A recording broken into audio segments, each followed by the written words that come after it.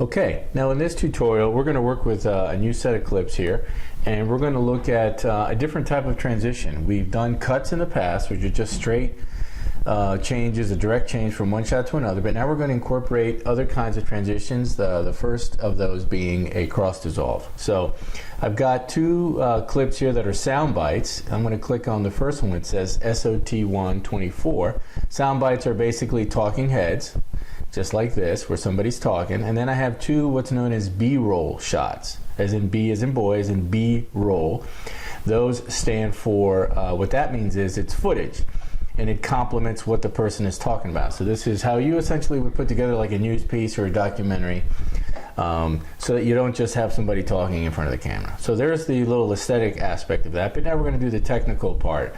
I'm going to pull up the SOT, and it's already got an in and out point marked, and you'll notice that the in point is marked about 1 second and 14 frames into the clip, so 1.5 minutes, about a second and a half into the clip. The out point is marked at about 8:04, but the full duration of this clip is about 11 seconds, so about 3 seconds in from the end. That's going to matter in a second, because I'm going to need to access some of this media that we don't actually that we're not going to quite see, but it's going to be in the background to allow us to do our transition. So I'm going to grab my SOT, bring it down into the timeline. I can go back and I can play it. You're not going to hear his audio that much. I'm going to bring it up a little bit more, but that's fine. The point here is to do transitions. So he's talking, and he says a couple things, and then we're going to transition out of his shot, out of him talking, to him talking in the control room, where I have his shot already marked. So I'm going to grab that, bring it down, right? And to this point we've done straight cuts, so that would be a straight cut. If I go back and play it, he's talking, he's going to stop, and then we see the shot with him watching, etc., etc., etc. So now what we're going to do, instead of just leaving it as a straight cut, we're going to go ahead and do a dissolve. So I'm going to position my playhead right along that cut point. I'm going to zoom in, and I'm using my arrow keys to put that playhead right on top of that cut point. So there it is, it's sitting right on the cut. Let me move it off for a second, and you can see there's a little line right there. That's a cut point. So I position my playhead right on that. I'm going to do a shortcut to add a transition, to add a default transition, which in this case will be a cross dissolve, by hitting Control D. I'm on a PC, and it puts this gray sort of band-aid on there. On a Mac it would be Command D. Let me demagnify a little bit, so you can see it has placed a 1 second transition over that cut point. And by being a 1 second transition, that means it's pulling 15 frames from the left, 15 frames from the right.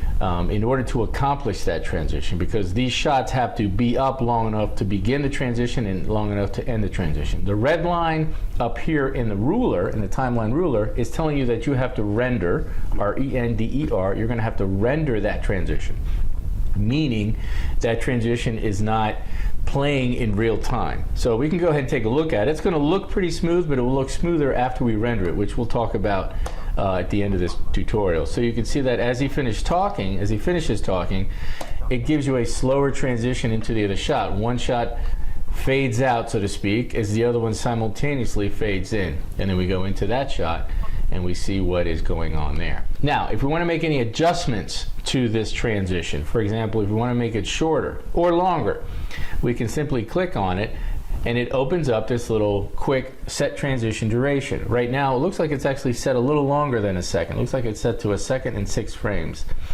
Fair enough. Let's say we want to change that. So you can see it's basically measuring time code, right? Hours, minutes, seconds, and frames. If we want to change that while it's still highlighted, we just type 15 to make it a 15 frame transition. We click OK, and it automatically shortens it in the timeline, pulling approximately 7 frames from one side and 8 frames from the other side. Now, if you want to manipulate it more, then by selecting it, which we have, we can come up here into the source panel, but we're not going to look at anything in the source panel. We're going to actually go over here to the effect controls panel. This, along with this audio clip mixer panel, are now sort of stacked, so to speak, together in this area. So one is in the forefront, which is the source. If I want to bring the effect control to the forefront, I click on that and we pull that up. And what we see immediately is we're looking under the hood here of the transition. We see the SOT represented as the top track and the B-roll shot represented as the bottom track. We see this gray area here as the transition, and we see a line up through the middle, which is representing our cut point. And then of course here's our playhead. So it's a magnification of this little section in the timeline. What this allows us to do is make more adjustments other than just the duration. We can see the duration is reflected here, and we could always click that and change it. We also have another attribute known as alignment, which has to do with how the transition sits on the cut point. Right now it's centered at the cut, meaning the transition is equally centered over the cut, with about 7 or 8 frames on either side. We can change that alignment and do a start at the cut, for example. Now it moves the transition all the way over to the right, so it begins at the cut point. What this means is it's pulling all its frames from the SOT clip over the transition. If we choose to do a end at the cut, it's the opposite. It reverses the transition and puts it ending at the cut, so that it's now pulling video from this second clip. The reason we would do that is if we didn't have enough of what's called a handle on either clip, then we could borrow some from the other clip to make the transition work. Because the video, the overlap has to last as long as the duration on the transition. So let me put it back at center, which is kind of more of a default. I could also come here and grab it, and I can just move it left or right, and I get, if you look at my program window right here, it kind of gives me what we call a trim window. It's giving me both boxes, and it's showing me by how much I'm adjusting that transition according to each shot.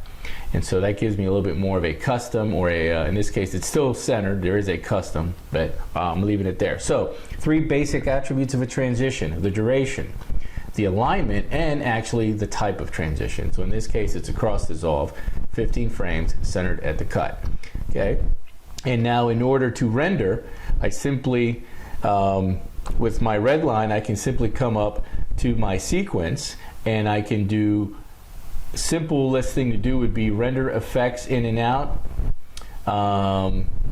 render selection. I'm going to do render effects in and out, but I'm going to mark an in and an out point here first, so I can identify the section between the in and out. Then I can come up to sequence, render effects in and out. Okay, and boom, that was a very quick render. It's kind of like baking a cake. It makes it final. It finalizes the effect. I'm going to clear that in and out now. And once it's rendered, it gives you a green line over it. So now you may not be able to tell much of a difference, but now it is playing smoother and it is playing in real time.